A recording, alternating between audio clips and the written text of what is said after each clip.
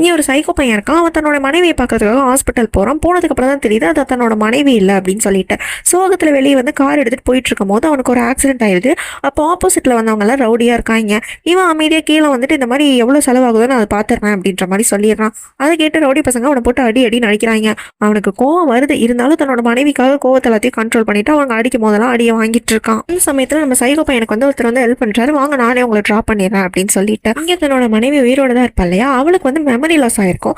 அதாவது அவங்களுக்கு கல்யாணம் ஆன அந்த பார்ட் மட்டும் அவளுக்கு ஞாபகம் இல்லாமல் மற்றதெல்லாம் அவளுக்கு ஞாபகம் இருக்கும். அங்கே பட்டை விடுற காம்படிஷன் நடந்திருக்கும். அங்கே நம்ம ஹீரோயினும் அவளோட ஃப்ரெண்டும் கலந்துக்கு வந்திருப்பாங்க. அந்த ஃபங்க்ஷனுக்கு தான் வந்து நம்ம சைக்கோ பையன் கெஸ்ட்டுன்றதே வந்து நம்ம ஹீரோயினுக்கு வந்து தெரியாது. ஏன்னா அவளுக்கு வந்து மெமரி லாஸ் ஆயிடுச்சு இல்லையா, அவளும் அந்த இடத்துல வந்து கலந்துக்கிறான். ஆனால் அவன் அந்த இடத்துக்கு வரதுக்கு வந்து லேட் ஆயிடுது.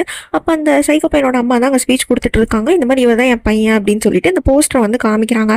அதை பார்த்து நம்ம மயூராய்க்கு வந்து ஒரு மாதிரி பிளர்ராக வந்து பழைய நினைவுகள்லாம் வந்து வந்து போய் அவள் அங்கேயே மயக்க போட்டு விழுந்துடுறான். டாக்டரும் வந்து செக் பண்ணி பார்த்துட்டு நம்ம மயூரோட அப்பா கிட்ட சொல்கிறாங்க, இந்த மாதிரி ஏதோ ஒரு பழைய விஷயம் உங்களுக்கு ஞாபகம் வந்திருக்கும், அதனால தான் அவங்க மயக்க போட்டு விழுந்துட்டாங்க அப்படின்ற மாதிரி சொல்லிடுறாங்க.